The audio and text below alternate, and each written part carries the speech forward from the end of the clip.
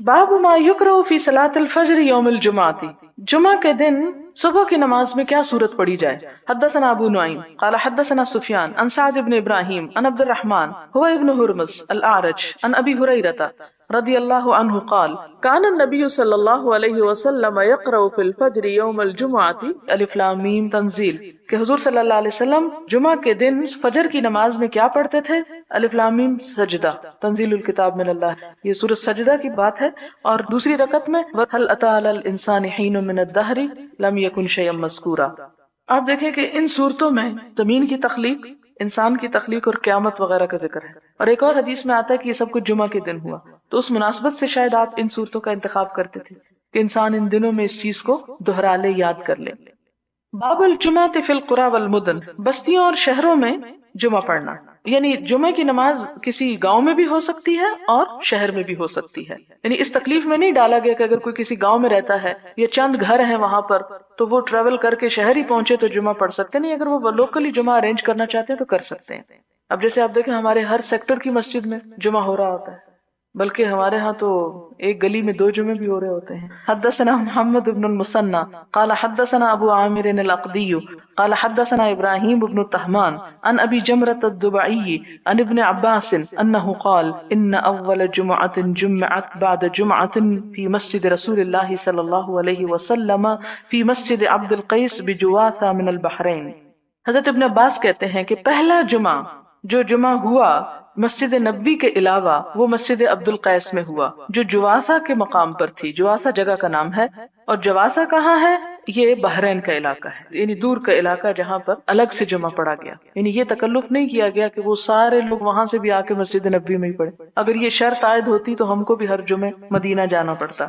حدثنا بشر بن محمد المروزی قال اخبرنا عبد الله قال اخبرني يونس عن الزهري قال اخبرنا سالم ابن عبد الله عن ابن عمر رضی اللہ عنہما قال سمعت رسول اللہ صلی اللہ علیہ وسلم یقول، آپ صلی اللہ علیہ وسلم فرماتے ہیں کلکم راعٍ، تم میں سے ہر شخص نگران ہے، ہر شخص ذمہ دار ہے۔ وزاد اللیث قال یونس وكتب رزیق ابن حکیم الى ابن شہاب وانا معه یومئذ بوادی القری، کہتے ہیں کہ لکھا رزیق بن حکیم نے ابن شہاب زہری کو، اور میں ان کے ساتھ تھا اس دن، وادی القری میں تھا ابن شہاب کے پاس، جب ان کو لکھا ہوا آیا هل ترى ان اجمع، تمہارا کیا خیال ہے کہ اگر میں جمعہ پڑھوں؟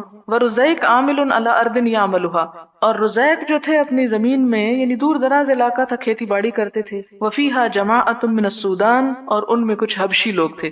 سودان سود سے ہے، سود عربی میں سیاہ چیز کو کہتے ہیں، سودان سیاہ لوگوں کے رہنے کا ملک یا علاقہ یا لوگوں کا اکٹھ، تو یعنی حبشی لوگ ان کے آس پاس رہتے تھے وغیرہ۔ وَرُزَيْقْ يَوْمَئِذٍ عَلَىٰ أَيْلَةٍ، اور رزیق ان دنوں میں ایلا میں تھے، یعنی ایلا کے حاکم تھے۔ فکتب ابن شہاب، تو انہوں نے ابن شہاب سے ایک فتویٰ پوچھا، اور ابن شہاب بادی القری میں تھے۔ وَأَنَا أَسْمَعُ، اور میں نے سنا، يَأْمُرُهُ أَن يُجَمِّعَ، کہ وہ انہیں حکم دے رہے تھے کہ لوگوں کو اسی علاقے میں ملا کے جمعہ پڑھ لو۔ يُخْبِرُهُ أَنَّ سَالِمًا حَدَّثَهُ، اور ان کو ابن شہاب نے کیا دلیل دے کے بھیجی کہ سالم کون تھے؟ عبداللہ بن عمر کے بیٹے تھے، کہ سالم حدثه أن عبداللہ ابن عمر قال سمعت رسول اللہ صلی اللہ علیہ وسلم یقول، یعنی ابن شہاب الزہری نے حدیث بھی لکھ کے بھیجی ان کے سوال کے جواب میں، کیا؟ کلکم راع وکلکم مسئول عن رعیتہ، کہ ہر شخص نگران ہے اور ہر شخص اپنی رعیت کے بارے میں پوچھا جائے گا۔ تو یہ حدیث یہاں کیوں لکھ رہے ہیں؟ ان کو بتانے کے لیے کہ جس علاقے میں تم رہ رہے ہو وہاں کے حبشی لوگ جو ہیں وہ تمہاری رعیت ہیں، تم ان کے ذمہ دار ہو، لہذا ان کو جمعہ بھی پڑھا سکتے ہو۔ الامام راعٍ، امام بھی نگران ہے۔ الامام، اب یہ مسجد کا امام بھی ہو سکتا ہے اور شہر کا امام بھی۔ ومسئول عن رعیتہ، وہ بھی اپنی رعیت کے بارے میں پوچھا جائے گا۔ والرجل راع فی اہلہ، اور ایک شخص بھی اپنے گھر والوں کا نگران ہے۔ وہو مسئول عن رعیتہ، اور اپنی رعیت کے بارے میں اس سے پوچھا جائے گا۔ رعیت سے مراد جن کی نگرانی اس پر لازم آتی ہو۔ والمرأة راعیة، عورت بھی نگران ہے، فی بیت زوجها، اپنے شوہر کے گھر میں۔ مسئولة عن رعیتها، اس سے اس کی رعیت کے بارے میں پوچھا جائے گا۔ والخادم راع، نوکر بھی راعی ہوتا ہے، نوکر بھی ذمہ دار ہوتا ہے، کس چیز میں؟ فی مال سیدہ، اپنے آقا کے مال میں۔ مسئول عن رعیتہ، اور اس سے پوچھا جائے گا اس کی رعیت کے بارے میں کہ جو اس کو کچن کا آٹا، دال، چاول، چینی، گھی دیا تھا اسے ضائع تو نہیں کرتا رہا، اس سے بھی سوال ہوگا۔ قال وحسبت ان قد قال، اور کہتے کہ میں یہ سمجھتا ہوں کہ اس نے کہا والرجل راع فی مال ابیہ، اور ایک شخص اپنے باپ کے مال میں بھی نگران ہوتا ہے۔ وهو مسؤول عن رعیته وكلكم راع ومسؤول عن رعیته. ہر شخص نگران ہے اور ہر شخص سے اس کی نگرانی میں دی ہوئی چیزوں کے بارے میں پوچھا جائے گا کہ ان کے ساتھ اس نے کتنی ذمہ داری نبھائی اور کتنا ان کا خیال رکھا. اس میں آپ دیکھیں کہ ایک تو یہ ہے کہ ایک انسان کسی بھی حیثیت میں ہے تو وہ نگران ہے، اور ایک یہ ہے کہ اگر اس کے سامنے کوئی بھی نہیں، اکیلا کسی قید خانے میں ہے مثلاً، تو وہ کہے میں تو نگران نہیں ہوں، تو کلکم سے تو نکل گیا نہیں، وہ پھر اپنے ہاتھ پاؤں اور اپنے جسم اور اپنی صلاحیتوں پر نگران ہے، ان کا ذمہ دار ہے. اس سے یہ پوچھا جائے گا کہ اس نے اپنے جسم کا حق کتنا ادا کیا، ان سے اپنی قوتوں سے کیا کام لیا. اسی لیے وہ دعا پڑھتے ہیں نا کہ متعنا باسماعنا وابصارنا وقواتنا، کہ ہماری قوتوں سے بھی ہم کو فائدہ اٹھانے کی توفیق دے، کیونکہ ہم اس پہ نگران بنائے گئے ہیں. باب هل علی من لم یشهد الجمعة غسل من النساء والصبیان، کہ عورتوں اور بچوں میں سے جو جمعے کے لیے حاضر نہ ہوں کیا وہ بھی نہا لیں، وغیرہم اور ان کے علاوہ اور لوگ بھی. وقال ابن عمر، ابن عمر کہتے ہیں انما الغسل علی من تجب علیہ الجمعہ. ابن عمر کی رائے یہ ہے کہ جمعے کا غسل اسی پہ واجب ہے جو جمعہ پڑھتا ہو. جو جمعہ نہ پڑھنے جائے، گھر میں رہ رہا ہے، تو وہ اگر غسل نہیں کرتا تو اس کے اوپر وہ پکڑ نہیں ہے. حدثنا ابو اليمان قال اخبرنا شعيب عن الزهري قال حدثني سالم بن عبد الله انه سمع عبد الله بن عمر يقول سمعت رسول الله صلى الله عليه وسلم يقول. عبداللہ بن عمر حضور صلی اللہ علیہ وسلم کی بات بتاتے ہیں کہ آپ نے فرمایا من جاء منكم الجمعة فليغتسل، جو جمعہ پڑھنے آئے اسے چاہیے کہ غسل کرے. اس سے کیا پتہ چلتا ہے کہ بچے، عورتیں، معذور، مسافر، ان پہ جمعہ کا غسل واجب نہیں لیکن افضل ہے، پسندیدہ ہے، کرنا چاہیے. حدثنا عبداللہ بن مسلمہ عن مالک عن صفوان بن سلیم عن عطاء بن یسار عن ابی سعید الخدری رضی اللہ عنہ ان رسول اللہ صلی اللہ علیہ وسلم قال غسل یوم الجمعة واجب على كل محتلم. حدثنا مسلم بن ابراہیم قال حدثنا وہیب قال حدثني ابن طاووس عن ابیہ عن ابی ہریرہ قال قال رسول اللہ صلی اللہ علیہ وسلم نحن الاخرون السابقون يوم القیامة بید انہم اوتوا الكتاب من قبلنا واوتیناہ من بعدهم فهذا اليوم الذي اختلفوا فيه فهدانا الله فغدا لليهود وبعد غد للنصارى. فسكت ثم قال حق على كل مسلم ان يغتسل في كل 7 ايام يوما، مسلمان پہ لازم ہے کہ 7 دنوں میں ایک دن ضرور نہائے. یغسل فیہ رأسہ وجسدہ، جس میں وہ اپنا سر بھی دھوئے، اپنا جسم بھی دھوئے. رواہ ابان بن صالح عن مجاہد عن طاووس عن ابی ہریرہ قال قال النبی صلی اللہ علیہ وسلم للہ تعالی علی کل مسلم، اللہ تعالیٰ کا حق ہے ہر مسلمان کے ذمہ. کیا؟ حق ان یغتسل فی کل 7 ایام یوما، کہ 7 دنوں میں ایک دن تو ضرور نہائے.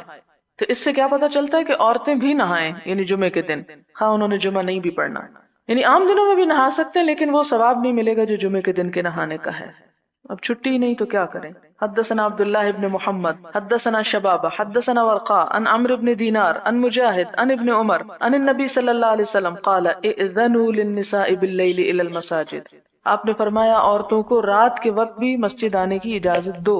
حدثنا یوسف بن موسیٰ حدثنا ابو اسامہ حدثنا عبید اللہ بن عمر عن نافع عن ابن عمر قال كانت امرأة لعمر تشهد صلاة الصبح والعشاء في الجماعة في المسجد. حضرت عمر کی ایک بیوی صبح اور عشاء کی نمازوں میں مسجد میں حاضر ہوتی تھی. فقیل لها لما تخرجین، اس سے کہا گیا تم کیوں جاتی ہو. وقت تعلمین، حالانکہ تجھے پتا ہے ان عمر یکرہ ذالک، کہ عمر اس کو ناپسند کرتے ہیں، ویغار اور غیرت کھاتے ہیں. قالت کہنے لگی وما یمنعہ ان ینہانی، اور ان کو کس نے روکا ہے کہ مجھے روکیں، وہ پھر مجھے روکتے کیوں نہیں، روک لیں مجھے. قال یمنعہ قول رسول اللہ صلی اللہ علیہ وسلم، انہوں نے کہا کہ انہیں حضور صلی اللہ علیہ وسلم کا فرمان روکتا ہے کہ آپ نے چونکہ منع کیا ہے مردوں کو اس لیے وہ منع نہیں کر سکتے. کیا فرمان ہے آپ کا؟ لا تمنعوا اماء اللہ مساجد اللہ، اللہ کی بندیوں کو اللہ کی مسجدوں میں حاضر ہونے سے مت روکو. اور اسی پر قیاس کر سکتے ہیں علم کے لیے نکلنا، اور خاص طور پر دین کے علم کے لیے، اور عبادت بھی اس میں شامل ہو جاتی ہے. اس لیے بہت سے عورتیں پوچھتی ہیں ہمارے شوہر اجازت نہیں دیتے، ہماری ساس اجازت نہیں دیتی کہ ہم پڑھنے کو نکلیں، تو کیا اگر ہم پھر بھی نکل آتے ہیں تو گناہگار ہیں؟ گناہگار نہیں ہیں، ہاں کوشش کریں طریقے سے انہیں منا بھی لیں ساتھ. اور یہاں حضرت عمر کا کیا پتہ چلتا ہے؟ غیرت، غصہ، خاندانی وجاہت، رسم و رواج سب اپنی جگہ، لیکن اللہ کے رسول صلی اللہ علیہ وسلم کی بات اپنی جگہ. یعنی اندر سے کھول رہے ہیں، روکتے نہیں ہیں بیوی کو. کیوں نہیں روکتے؟ کہ اللہ کے رسول صلی اللہ علیہ وسلم نے منع کیا ہے. یہ ہے اصل ایمان. باب الرخصت، رخصت ان لم يحضر الجمعة في المطر، اگر کوئی بارش کی وجہ سے جمعے میں نہ جائے. یعنی اس چیز کی اجازت ہے. حدثنا مسدد قال حدثنا اسماعیل قال اخبرني عبد الحمید صاحب الزیادی قال حدثنا عبد الله بن الحارث ابن عم محمد بن سیرین قال ابن عباس لمؤذنه في يوم مطیر. ابن عباس نے اپنے مؤذن کو بارش کے دن میں کہا اذا قلت اشهد ان محمد رسول اللہ، جب تم یہ کہہ چکو کیا اشهد ان محمد رسول اللہ، فلا تقل حی علی الصلاۃ، تو حی علی الصلاۃ مت کہنا، قل صلوا فی بیوتکم، کہنا کہ اپنے گھروں میں نماز پڑھو. فکأن الناس استنکروا، تو گویا لوگوں نے اس کو ناپسند کیا، تعجب ہوا ان. قال فعلہ من هو خیر منی، تو انہوں نے کہا کہ یہ بات اس شخص نے بھی کی تھی جو مجھ سے زیادہ اچھے تھے. ان الجمعۃ عظمۃ، کہ جمعہ تو فرض ہے، وانی کرہت ان اخرجکم، لیکن مجھے ناپسند ہوا کہ میں تمہیں گھروں سے نکالوں. فتمشون فی الطین والدحض، کہ تم نکلو مٹی میں اور کیچڑ میں، پھسلنے میں. دحض کا مطلب ہوتا ہے پھسلنا، یعنی پھسلن میں نکل کے پھسل کے گرو، اس سے بہتر ہے کہ گھر میں ہی نماز پڑھ لو. لیکن اگر سڑکیں مٹی کی نہ ہو اور پھسلنے کا ڈر نہ ہو، ویسے ہی بارش ہو رہی ہے اور پکی سڑک ہے، چھتری بھی اویلیبل ہے، تو اس صورت میں گھر نہیں بیٹھنا چاہیے، جمعے کے لیے چلے جانا چاہیے. یہ صرف اس صورت میں کہ جب جانا خطرناک ہو، گرنے کا، چوٹ کھانے کا، ہڈی توڑانے کا ڈر ہو. باب من این تؤتی الجمعہ، کہاں کہاں سے جمعہ کے لیے آیا جا سکتا ہے، کتنی دور سے جمعہ کے لیے آنا چاہیے. وَعَلَى مَنْ تَجِبْ، کس پر واجب ہے، لِقَوْلِ اللَّهِ تَعَالَى، کیونکہ اللہ تعالیٰ کا فرمان ہے اِذَا نُودِيَ لِلصَّلَاةِ مِنْ يَوْمِ الْجُمْعَةِ فَاسْعَوْا إِلَىٰ ذِكْرِ اللَّهِ، کہ جب جمعہ کے دن آواز دی جائے تو اللہ کے ذکر کی طرف دوڑو. قال عطا کہتے ہیں اذا كنت في قرية جامعة، اگر تم ایک ایسی بستی میں ہو کہ جو بڑی ہے، فنودی بالصلاة من یوم الجمعہ، تو پھر جمعے کے دن آواز دی جائے، فحق علیک ان تشہدھا، تو تمہارے ذمہ لازم ہے کہ تم حاضر ہو جاؤ اس میں. سمعت النداء او لم تسمعہ، ہاں تم آواز سنو یا نہ سنو. یعنی جس بستی میں ایک بڑی مسجد موجود ہے اور پتہ ہے وہاں جمعہ ہوتا ہے، لیکن گھر اتنے ہیں کہ ساؤنڈ پروف دیواریں اور ساؤنڈ پروف کھڑکیاں لگائی ہوئی ہیں، ڈبل گلیزنگ کی ہوئی ہے کہ آواز اندر آ ہی نہ سکے، تو ایسی صورت میں اگر پتہ ہے وقت کا تو چلے جانا چاہیے. یعنی یہ عذر کافی نہیں کہ جی اللہ تعالیٰ نے فرمایا کہ جب آذان سنو تو جمعہ پڑھنے آؤ، ہم نے آذان ہی نہیں سنی اس لیے کیا کرتے. وکانا انس رضی اللہ عنہ فی قصرہ، حضرت انس رضی اللہ تعالیٰ عنہ اپنے گھر میں ہوتے، اور قصر ہوتا ہے یعنی محل، یعنی بڑا سا گھر تھا. احیانا یجمع احیانا لا یجمع، کبھی جمعے کو آتے کبھی نہ آتے. وہ بالزاویہ، کیونکہ اس وقت وہ زاویہ جگہ پر تھے، علی فرسخین، جو بصرے سے 6 میل دور تھا. یعنی 6 میل دور سے آنے کی وجہ سے، یعنی جس جگہ وہ رہ رہے تھے وہ شہر سے 6 میل دور تھا جہاں آواز نہ آتی، اور ان دنوں گھڑیاں نہیں ہوتی تھی کہ ان کو پتہ چل جائے. اور بعض اوقات بارش بادل ایسے ہوتے تھے کہ ان کو نہیں سمجھ آتی ہوگی اس لیے وہ نہیں آتے ہوں گے، اور جب ان کو پتہ چل جاتا ہوگا کہ ٹائم ہونے والا ہے تو وہ پہنچ جاتے تھے. اس کا یہ مطلب نہیں کہ وہ چونکہ قصر میں رہنے لگ گئے تھے اس لیے انہوں نے کہا اب تو میں قصر سے انجوائے کروں اور میں اس سے متمتع ہوں اور جمعہ کیا پڑھنا. نہیں، مراد یہ ہے کہ اگر کوئی شخص اتنا دور ہے کہ جس کو اذان کی آواز بھی نہیں جاتی اور بھی کوئی ایسا طریقہ نہیں کہ معلوم کر سکے، تو ایسا شخص اگر رہ جاتا ہے جمعے سے تو اکیلے تو جمعہ نہیں پڑھا جا سکتا، جمعہ تو جماعت میں ہی ہوتا ہے، اس لیے اس پر کوئی حرج نہیں. حدثنا احمد بن صالح قال حدثنا عبد الله بن وهب قال اخبرني عمرو بن الحارث عن عبيد الله بن ابي جعفر ان محمد بن جعفر بن الزبير حدثه عن عروة بن الزبير عن عائشة زوج النبي صلى الله عليه وسلم قالت كان الناس، تھے لوگ، ينتابون يوم الجمعة، باری باری حاضر ہوتے جمعے کے دن، من منازلهم، اپنے گھروں سے، والاوالی، اور بلند جگہوں سے، فيأتون في الغبار، تو آتے تھے وہ غبار میں، يصيبهم الغبار والعرق، کہ ان کے اوپر مٹی اور پسینہ ہوتا، فيخرج منهم العرق، تو ان کا پسینہ نکل رہا ہوتا. فاتا رسول اللہ صلی اللہ علیہ وسلم انسان منہم وہو عندی، آیا آپ کے پاس ان میں سے کوئی انسان حالانکہ آپ میرے پاس بیٹھے ہوئے تھے.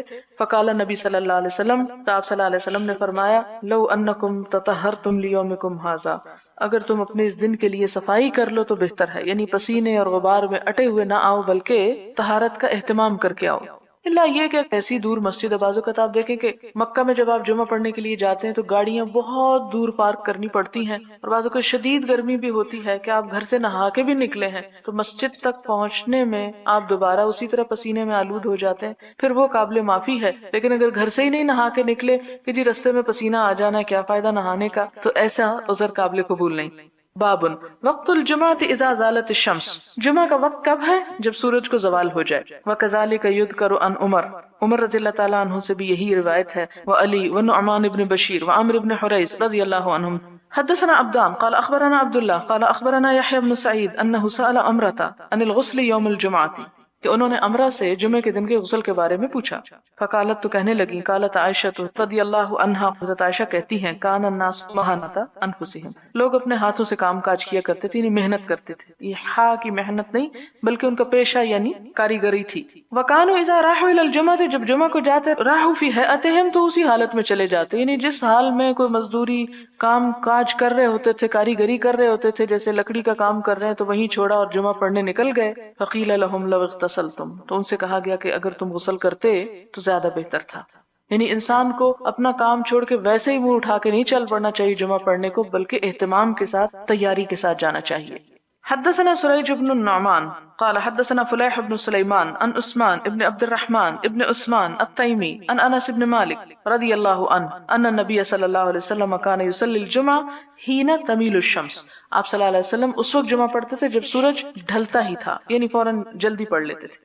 حدثنا عبدان قال اخبرنا عبد الله قال اخبرنا حمید عن انس بن مالک قال كنا نبکر بالجمعہ.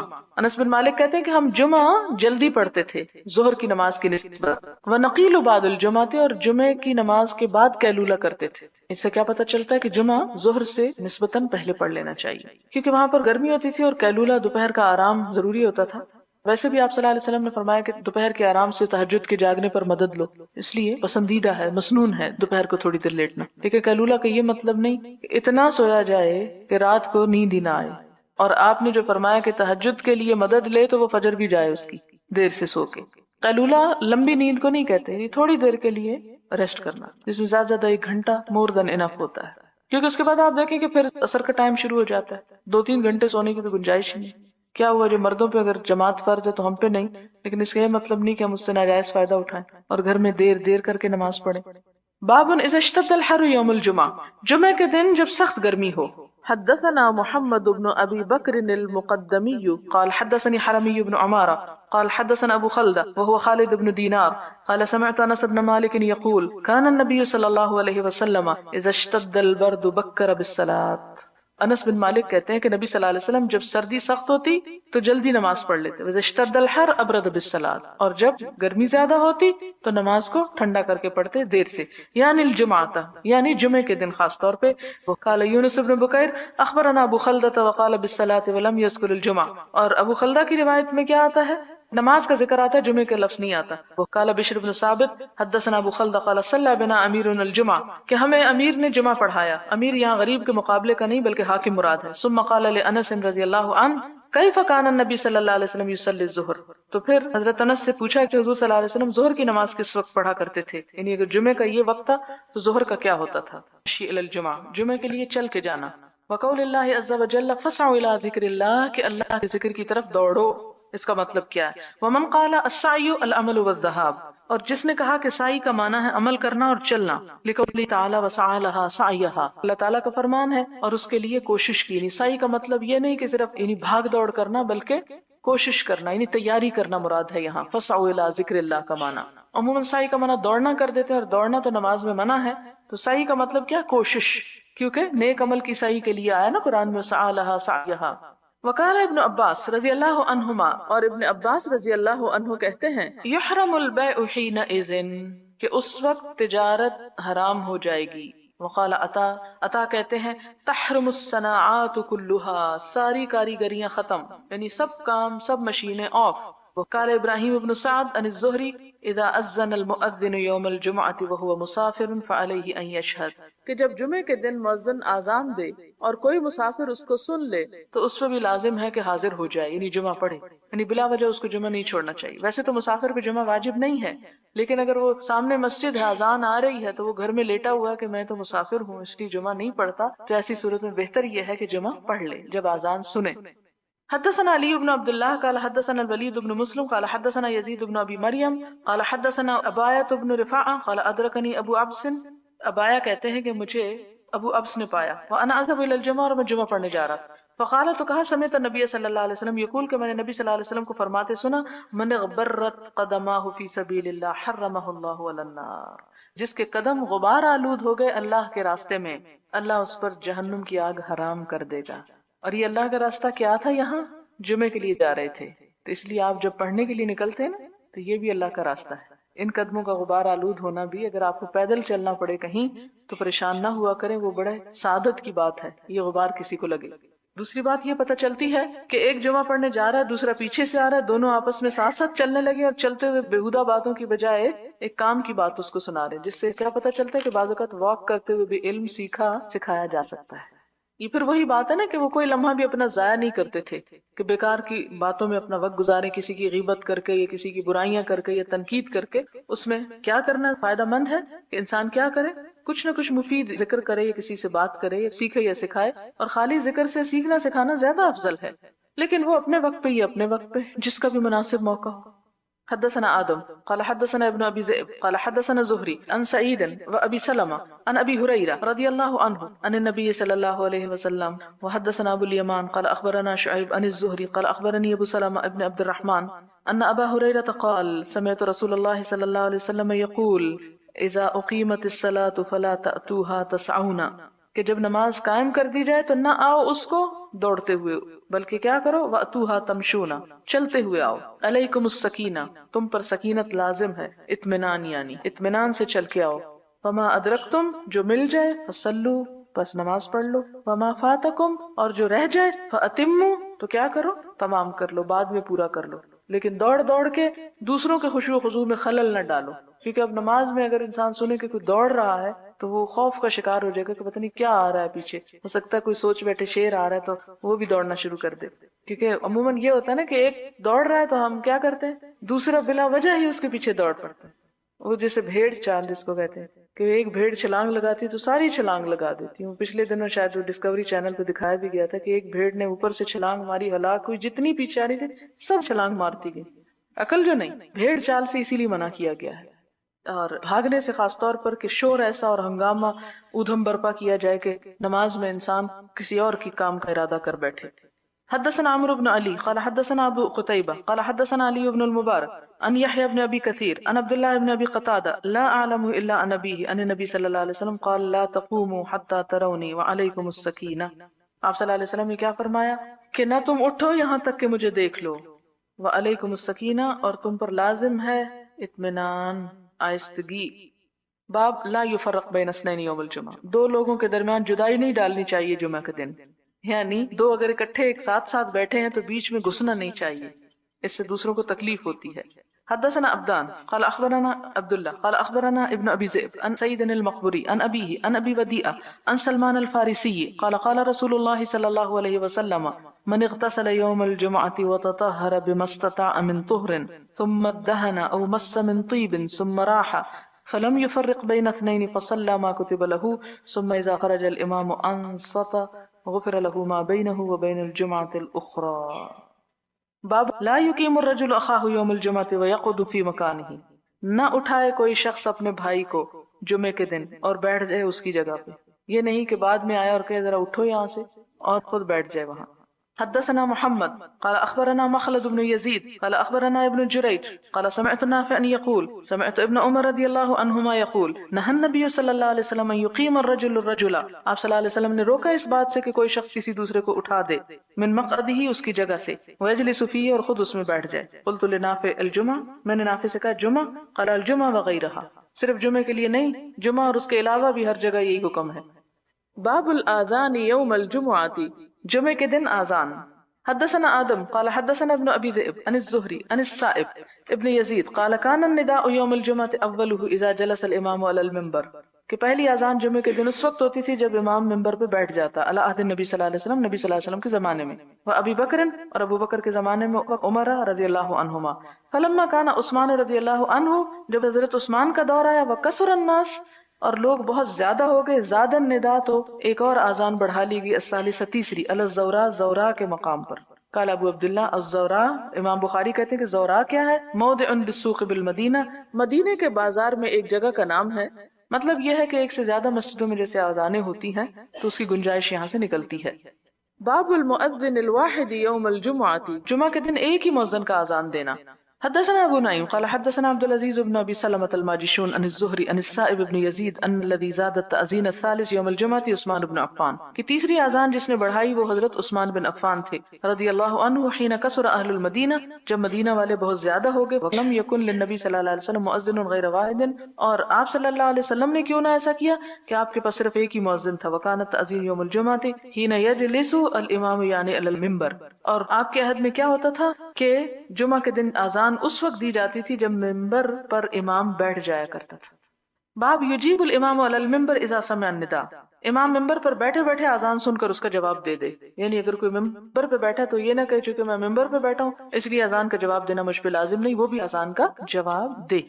حدثنا ابن مقاتل قال اخبرنا عبد الله قال اخبرنا ابو بكر بن عثمان بن سهل بن حنيف عن ابي امامه ابن سهل بن حنيف قال سمعت معاويه ابن ابي سفيان وهو جالس على المنبر اذن المؤذن فقال الله اكبر الله اكبر، قال معاويه الله اكبر الله اكبر، فقال اشهد ان لا اله الا الله، قال معاويه وانا، فلما قال اشهد ان محمد رسول الله قال معاويه وانا، یعنی میں بھی گواہی دیتا ہوں، فلما انقضت التعظیم، جب اذان پوری ہو چکی، کہا کس نے کہا؟ معاویہ نے۔ یہ حدیث کس سلسلے میں لانے کہ معاویہ ممبر پہ بیٹھے ہوئے تھے، خطبہ دینے لگے، اذان ہو گئی، پہلے اذان کا جواب دیا اور اس کے بعد خطبہ دیا۔ کیا خطبہ تھا؟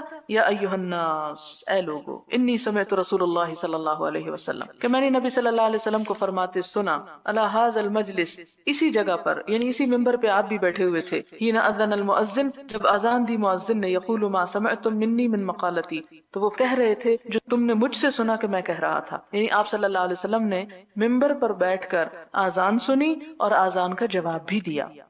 باب الجلوس علی المنبر عند التعظیم، آذان کے وقت ممبر پہ بیٹھنا۔ حدثنا يحيى بن بكير قال حدثنا الليث عن عقيل عن ابن شهاب ان السائب بن يزيد اخبره ان التأذين الثاني يوم الجمعة امر به عثمان بن عفان حين كثر اهل المسجد، وكان التأذين يوم الجمعة حين يجلس الامام، یہ گزر چکی۔ باب التعظيم عند الخطبة۔ حدثنا محمد بن مقاتل قال اخبرنا عبد الله قال اخبرنا يونس عن الزهري قال سمعت السائب بن يزيد يقول ان الاذان يوم الجمعة كان اوله حين يجلس الامام يوم الجمعة على المنبر في عهد رسول الله صلى الله عليه وسلم وابي بكر وعمر رضي الله عنهما، فلما كان في خلافة عثمان رضي الله عنه وكثروا، خلافت عثمان میں جب لوگ زیادہ ہو گئے، امر عثمان یوم الجمعة بالاذان الثالث فاذن به على الزوراء فثبت الامر على ذلك، تو تیسری اذان زورا کی جگہ پہ جا کے ہوئی اور اس سے یہ بات ثابت ہو گئی، یعنی اگر ایک مسجد میں ایک اذان ہو رہی، دوسری میں دوسری ہوگی، وہ پرلی آبادی میں ایک تیسری ہو گئی، تو اس سے جمعے پہ فرق نہیں پڑتا، کیونکہ اصل بات یہ ذہن میں آ رہی ہے نا کہ جمعہ ایک مسجد میں اکٹھے ہو کے پڑھنا چاہیے، لیکن اذان دور دور تک دی جا سکتی تاکہ میکسیمم لوگوں کو جمعے کا وقت پتہ چل جائے۔ باب الخطبۃ علی المنبر، وقال انس رضی اللہ عنہ خطب النبی صلی اللہ علیہ وسلم علی المنبر، ممبر پہ خطبہ دینا، اور حضرت انس کہتے ہیں کہ نبی صلی اللہ علیہ وسلم ممبر پر خطبہ سناتے۔ حدثنا قتيبة قال حدثنا يعقوب بن عبد الرحمن بن محمد بن عبد الله بن عبد القاري القرشي الاسكندراني قال حدثنا ابو حازم بن دينار ان رجالا اتوا سهل بن سعد الساعدي وقد امتروا في المنبر مما عوده، کہ کچھ لوگ حضرت سہل بن سعد ساعدی کے پاس آئے اور وہ کیا کر رہے تھے؟ امترو، جھگڑ رہے تھے، کس کے بارے میں؟ ممبر کے بارے میں۔ مما عوده، کہ اس کی لکڑی کس چیز کی تھی، یعنی آپس میں بحث چل پڑی کہ ممبر کس چیز کا بنا ہوا تھا۔ اب ان کا کہ ہمیں تو فیصلہ نہیں، ایک نے کہا اس کا، دوسرے نے دوسری چیز بتائی، انہوں نے کہا کہ چلو اس سے پوچھتے ہیں جس کو پتا ہو، تو وہ حضرت سہل کے پاس آ گئے۔ فسألوه عن ذلك، تو انہوں نے اس کے بارے میں پوچھا، فقال والله انی لا اعرف مما هو، تو سہل کہتے ہیں کہ اللہ کی قسم میں جانتا ہوں کہ وہ کس چیز سے بنی ہوئی تھی، ممبر یعنی۔ وَلَقَدْ رَأَيْتُهُ أَوَّلَ يَوْمٍ وُضِعَ، اور مجھے یہ بھی معلوم ہے جس دن وہ پہلے دن ممبر بنا کے رکھا گیا تھا۔ وَأَوَّلَ يَوْمٍ جَلَسَ عَلَيْهِ رسول اللہ صلی اللہ علیہ وسلم، اور مجھے وہ دن بھی معلوم ہے جب پہلے دن آپ صلی اللہ علیہ وسلم اس پر تشریف فرما ہوئے۔ ارسل رسول اللہ صلی اللہ علیہ وسلم الی فلانا، آپ صلی اللہ علیہ وسلم نے فلاں عورت کو بلا بھیجا، امرأۃ من الانصار، جو انصاری عورت تھی، قد سماها سہل، جن کا نام سہل لیتے ہیں، یعنی سہل نے ان کا نام بھی لیا۔ تو حضور صلی اللہ علیہ وسلم نے ان سے کیا فرمایا؟ مری غلامک النجار، اپنے نجار یعنی بڑھائی بیٹے کو کہو، ان یعمل لی اعوادن، کہ میرے لیے کچھ لکڑیاں تیار کر، اجلس علیہن، جن پہ میں بیٹھوں، اذا کلمت الناس، جب میں لوگوں سے بات کروں، یعنی ممبر بناؤ لوگوں سے خطاب کرنے کے لیے۔ فامرتہ، تو اس عورت نے حکم دیا اپنے بیٹے کو، فعملها من طرفاء الغابہ، تو اس نے پھر بنا لیا غابہ کے جھاؤ کا، ثم جاء بها، پھر اس کو بنا کے لے آیا، فارسلت الى رسول اللہ صلی اللہ علیہ وسلم، تو اس عورت نے جب ممبر تیار ہو گیا تو حضور صلی اللہ علیہ وسلم کے پاس بھجوا دیا۔ فامر بها، تو آپ نے اس کو حکم دیا، فوضع ها هنا، تو وہ اس جگہ پر رکھا گیا، یعنی آپ کی مرضی کے مطابق جس جگہ آپ پسند کر رہے تھے اس جگہ اس ممبر کو لا کے رکھ دیا گیا. ثم رأيت رسول اللہ صلی اللہ علیہ وسلم صلی علیہا، پھر میں نے دیکھا کہ آپ صلی اللہ علیہ وسلم نے اس پر نماز پڑھی. وکبر وهو علیہا، اور آپ نے تکبیر کہی اور آپ اس پر تھے. ثم رکع وهو علیہا، اور آپ نے رکوع بھی اس پہ کیا. ثم نزل القہقرہ، پھر آپ الٹے پاؤں پیچھے ہٹے. فسجد فی اصل المنبر، پھر ممبر کی جڑ میں سجدہ کیا. ثم عاد، پھر ممبر پر واپس چلے گئے. اصل کا معنی جڑ ہے یعنی نچلا حصہ. فلما فرغ، جب فارغ ہوئے، اقبل علی الناس، تو لوگوں کی طرف متوجہ ہوئے. فقال، پھر فرمایا، ایھا الناس، اے لوگو، انما صنعت ھذا لتأتموا بی ولتعلموا صلاتی، میں نے یہ اس لیے کیا کہ تم میری پیروی کرو اور میری نماز سیکھ جاؤ. یعنی آپ نے اونچی جگہ نماز اس لیے پڑھ کے دکھائی کہ پیچھے تک کے لوگ آپ کو نماز پڑھتے ہوئے دیکھ سکیں اور سیکھ سکیں. اور آپ اس لیے یعنی تعلیم کی غرض سے اس ممبر پر بیٹھتے تھے تاکہ سب لوگ ان کو دیکھ پائیں. اس سے کیا پتہ چلتا ہے کہ ویسے تو مجلس میں سب کے ساتھ ہی بیٹھنا چاہیے، لیکن استاذ بغرض تعلیم جو ہے دوسروں کے مقابلے میں اونچی جگہ پر بیٹھ کر سکھا سکتا ہے، اور یہ حضور صلی اللہ علیہ وسلم کی سنت ہے، اس میں حرج کی بات نہیں ہے. حدثنا سعيد بن ابي مريم قال حدثنا محمد بن جعفر قال اخبرني يحيى بن سعيد قال اخبرني ابن انس انه سمع جابر بن عبد الله قال كان جزء يقوم اليه النبي صلى الله عليه وسلم. جس کہتے ہیں جزء النخلہ، کھجور کی لکڑی. آپ کو یاد ہوگا سورۃ مریم میں پڑھ چکے ہیں آپ. اور یہاں کھجور کی لکڑی تھی جس کی طرف حضور صلی اللہ علیہ وسلم کھڑے ہوتے تھے، یعنی اس کو سامنے رکھ کر ایک طرح سے روسٹم کی طرح. فلما وضع له المنبر، تو جب آپ کے لیے ممبر رکھ دیا گیا، یعنی لکڑی کا پراپر سٹیج آ گیا. سمعنا للجزع، تو ہم نے اس لکڑی کی آواز سنی. مثل اصوات العشار، جیسے آواز ہوتی ہے 10 مہینے کی اونٹنی کی. گاہبن اونٹنی مراد یہ کہ جو بالکل بچہ پیدا کرنے کے قریب ہوتی ہے، تو جس طرح پیدائش کے وقت اس کی ایک کراہنے کی آواز ہوتی ہے اس اونٹنی کے، اس طرح کی دردناک آواز ممبر کی اس لکڑی سے اٹھ رہی تھی، یعنی جو لکڑی پہلے جس کو آپ بطور ممبر استعمال کرتے تھے. حتی نزل النبی صلی اللہ علیہ وسلم، تو یہاں تک کہ آپ صلی اللہ علیہ وسلم اپنے اس سٹیج سے اتر آئے اس ممبر سے. فوضع یدہ علیہ، تو آپ نے اسی لکڑی کے اوپر کیا کیا؟ اپنا ہاتھ رکھ دیا، یعنی اس کو تسلی دینے کے لیے. قال سلیمان ان یحییٰ اخبرنی حفص بن عبید اللہ بن انس انہ سمع جابر بن عبد اللہ. تو یہ حدیث کی دوسری روایت آتی ہے. اس سے ایک دو باتیں پتہ چلتی ہیں. ایک تو یہ کہ جب تک آپ کا پراپر ممبر نہیں تھا، آپ کھجور کے تنے کو ایک طرح سے بطور ممبر استعمال کرتے تھے. دوسری بات یہ کہ جب آپ نے اسے تبدیل کیا تو وہ تنا جو تھا اس غم میں رونے لگا کہ اب میرے پہ حضور صلی اللہ علیہ وسلم کی باتیں اور تعلیم کا کام نہیں ہو سکے گا. تو اس سے کیا پتہ چلتا ہے کہ وہ جگہیں بھی جن پر اللہ کا ذکر کیا جاتا ہے، جن جگہوں میں، وہ بھی اس سے متاثر ہوتی ہیں، اور وہ بھی ان لوگوں کے وہاں سے جانے پر اداس ہوتی ہیں جہاں ایسا ذکر ہو رہا ہو. مثال کے طور پر اگر کسی گھر میں یا کسی زمین پر یا کسی میز یا کرسی پر یا لکڑی پر، تو اس کا مطلب ہے کہ یہ چیزیں جو ہیں اگرچہ ہم ان کو نان لیونگ تھنگس کہتے ہیں، لیکن یہ بھی تسبیح بھی کرتی ہیں نا. ام من شیء الا یسبح بحمدہ، کہ زمین آسمان کی ہر چیز اللہ کی تسبیح بیان کر رہی ہے. تو اسی طرح اگر کسی زمین پہ اللہ کا ذکر ہوتا ہے اور پھر اس زمین کو چھوڑ دیا جاتا ہے، تو وہ زمین بھی اس سے ایک طرح سے اداس ہوتی ہے، یعنی اس چیز کو محسوس کرتی ہے. تو کجا یہ کہ انسانوں کے دل ہوں، وہ تو لازمی طور پہ محسوس کرتے